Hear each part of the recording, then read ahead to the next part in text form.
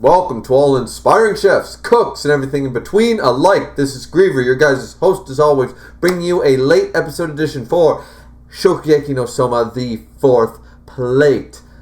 Let's get underway with this, okay? Let's just get right underway with the greatness of Shokugeki no Souma. Now, this episode came out quite a bit ago. I thought I had recorded it and uploaded it, honestly. I remember watching the episode like 2 weeks ago. And about 2 weeks ago, and for some reason I was convinced I had recorded and uploaded, but I couldn't even find raw footage. If I did record it, it's lost in a sea of footage. So that being said, unfortunately, I have to re-record at this point. I swear I did. But anyways, this episode is really good because what we see here is a turntable sort of idea. We get some character development, not just from Megumi herself, but we get and from Shinomiya, but we do also get some character development of Momo. Of course, the one that Megumi is going up against. As we know, at the end of the last episode, it was a what's this secret to, the center of the dorayaki or whatever it's called that Megumi produced, right? The pancake sort of apple butter filled thing. And it was a combination of the very thinly sliced garlic or ginger or whatever it was, and the, I forget what it was, honestly. I think it was ginger? Was it ginger? And the apple butter and stuff like that. And there's an extra layer to her dish. Of course, we always have that in Shokugeki. They're always up in the ante. Souma always doing you think it's on par, but here you didn't try it with the sauce, or keep eating and you'll find out the secret to my dish, So Megumi sort of did the same thing. Unfortunately, it didn't pan out. However, here is where Shokugeki no Souma does sometimes thrive, in the fact that we finally get a kind of a split thing here. And the middle judge votes for Megumi. It's still 2-1. It's still a victory for the central, for the Azami administration. But Megumi actually took one against a a third year, Elite 10 member.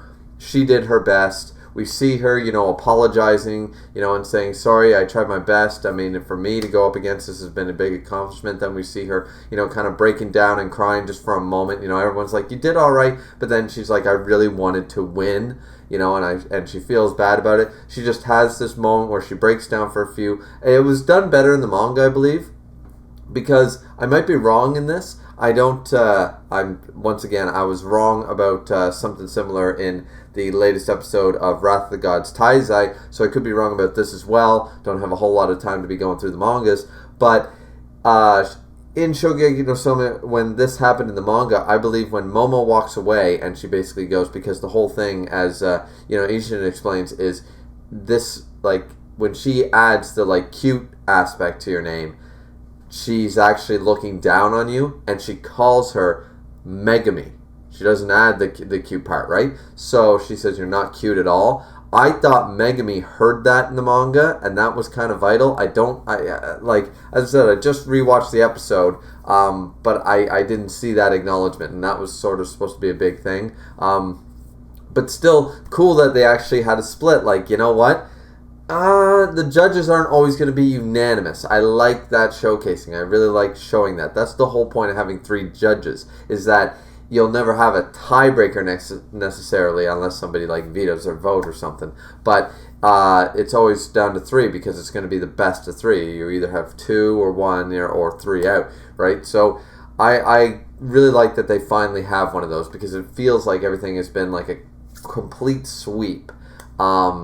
And Shinomiya walks away and stuff and says she doesn't need cheering up right now. She's, talking to Gin there, saying, or Dojimi, and basically saying, no, she doesn't need cheering up right now. However, could you give her a message for me? She wants to get stronger. My door is always open. And he walks away for his flight to go back to his restaurant. Now, Shinomiya, of course, is awesome, but this is probably the last we're going to see of him this season. Now, here's where we get something that I really like. I really like this aspect of the episode, is that Aizen thinks he's Sosuke Aizen. He really does. And Souma showed him up, already in this series. And now, and I mean, it was, I think Nux Taku actually brought him up in a Biggest Flex video, which go check out those. Not that he needs the, he just hit 1 million subs. Good for you, Nux Taku. But he brought up the scene with Souma and stuff, basically, like, flexing so hard on Aizen. And then here we see, once again, that Aizen thinks he's all that, like, I can do this, I can do that, I can do anything better than you. Like, he's just so confident in this shit. And Takumi was the smartest dude. He was like, no.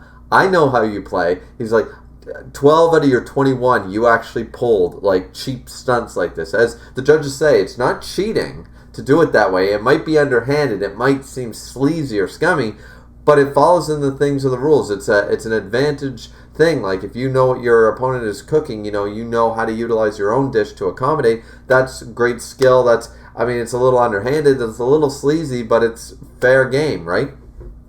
But Takumi knew this, utilized it, and basically, because he's been tricked before because of these type of plots, so he's just like, yeah, no, I'm not being tricked this time. So he was actually watching the watcher sort of idea. And it's like, you thought I was in the palm of your hand like a marionette? No. It was this whole triple layered scheme, with the pizza and the artichokes. And, it's going to make everything super sweet once they eat it. You're done for now. You can't change it, your flavor and stuff. And he's like, I don't need to change it, because he automatically realized this. He had already adjusted the flavors previously as a result, knowing that he was use artichokes. He'd been watching him even more intently. Aizen is blown out 3-0 by Takumi with a moon slice pizza sort of idea, kind of a representation of the mezzaluna, a 4-cheese pizza, and a beef style pizza on the other side, kind of using, apparently this is an Italian thing, where you use a double entree or something like that. I understand the idea of, you have your hors d'oeuvres, your soup salad, then you have, of course, your entree, your dessert, and things like that.